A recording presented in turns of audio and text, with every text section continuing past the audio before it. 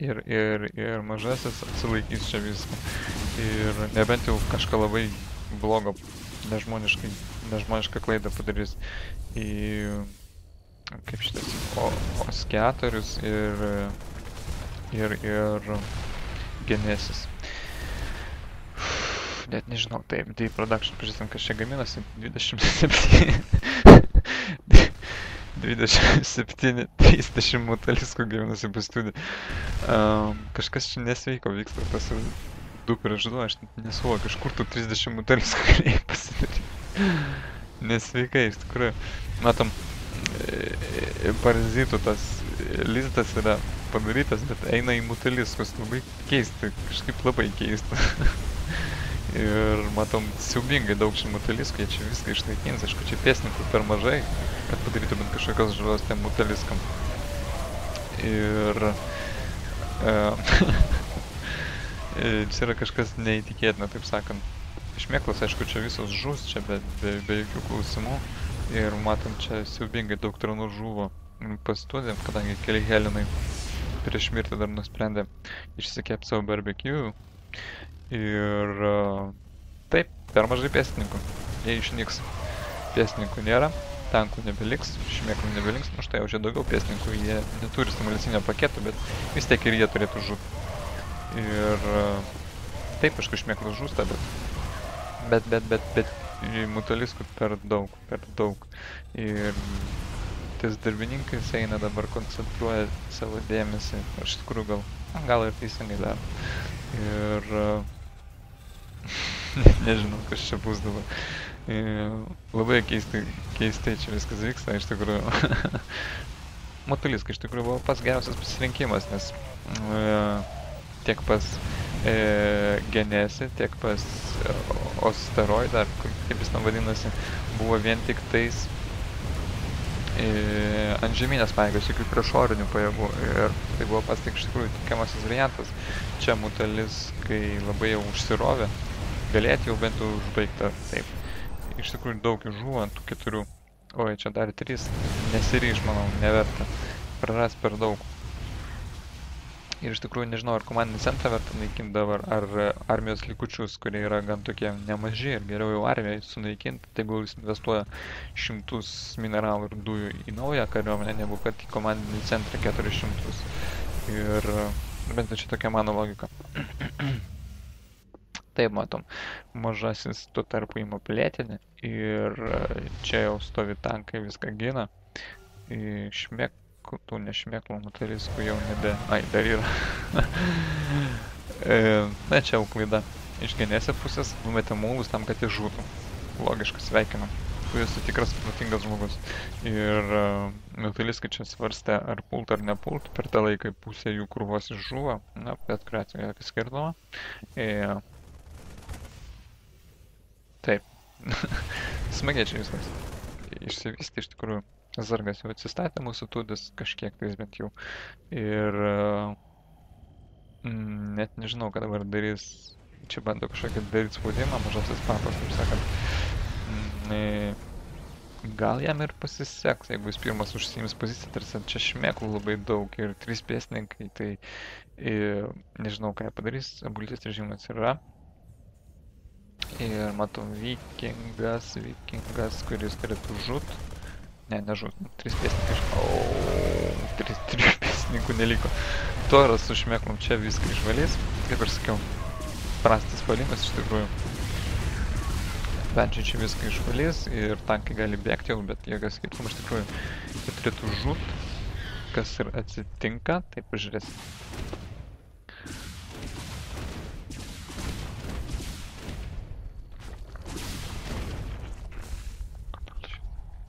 Ne, alt shift. Ai, dar nežinau. Ctrl shift. Hehe. Važiuosim, kur tankai važinėja. Ir taip, sunku iš tikrųjų atsimintos į greituosius mygtukus, taip sakant. Ir tankai stovi. Gerai, bet kuriuo atveju. Matom jau plėtinį, štai tvirtovę. Mažojo papuko ir savo ruoštų Osteroidas, Oskiatorius ėjimo statosi dar vieną komandinį centrą ir hmm, matom, kaip čia taip toliai. Siaubas, šitas darbininkas, jeigu būtų 2 tankai šovę, tai čia visko nebūtų likę, taip sakant. Ir, o per kur jie eina? Ai, štai rampa. Aišku. Ir matom, 2 šmėklas čia viską pamatys, aišku, čia prieš vieną raketų gamyklą, tą raketinį bokštelį nepašokinės labai stipriai. Matom, čia toras bimbinėja pirmin atgal. Bandys daryti kažkokį pušą, tai yra spaudimą, lil mažasis papukas ir šitie sentinelai, taip sakant, kas matėt matricą, tai matyt suprasit, kas tokio jo. Ir jo, Genesis čia neradau nieko, bet iš tikrųjų čia bazė iš tikrųjų čia yra. Ir matom, puola mūsų Oskiatorius ir Genesis bandys padaryti kažkokį puolimą su vienu vikingu. Fantastika. Ir iš Helino liko tik 2 ratai. Matom, žiauriai daug vikingų dabar atsirado, nors iš tikrųjų vikingų čia nebus labai daug darbo. Ypač kai torai dar yra.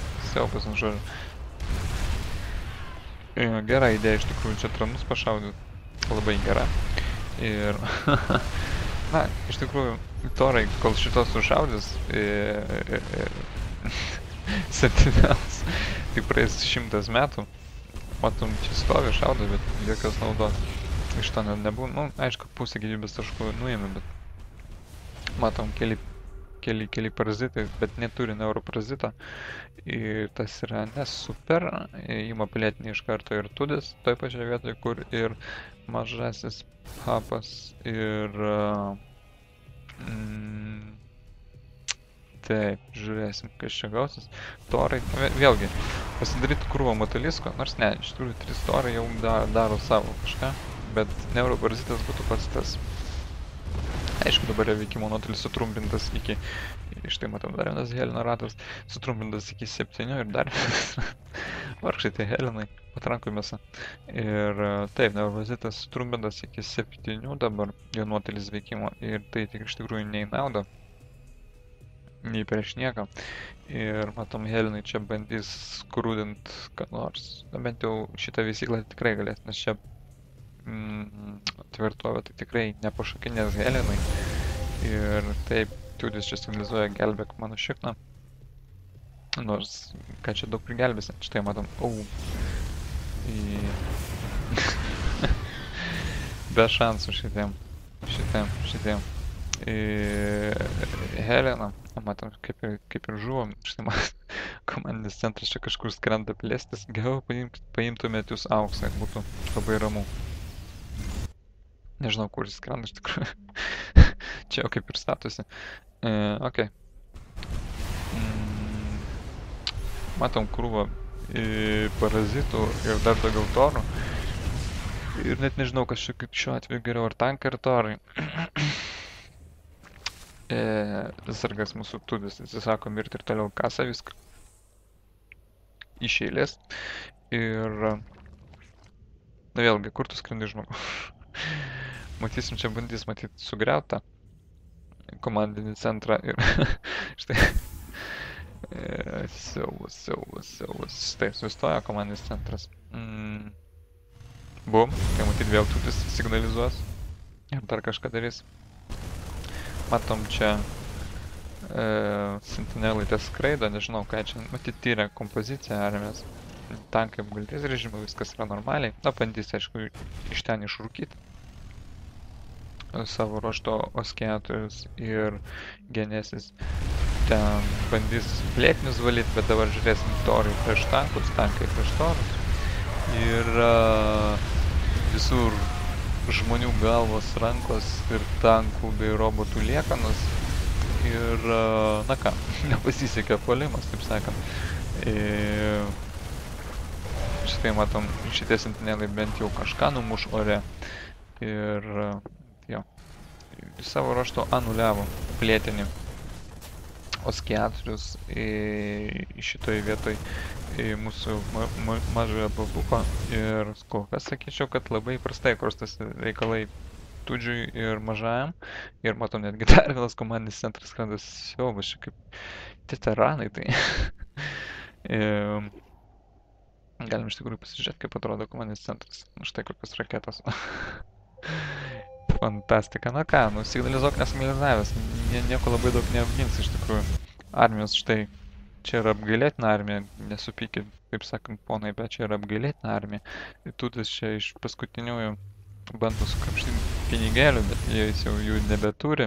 Iš tikrųjų, nemanau, kad čia laimės Tudas su mažuoju. Ir taip, matom vieną po kito pilietinius įmos keturis savo ruoštų infekuoti taranai šaudo čia į šitą plėtinį, kurį bandė pasigaminti, spėjau, Genesas ir nu ką, negerai. Štai tankai matom bombarduoja šitą plėtinį, kuris yra remontuojamas ir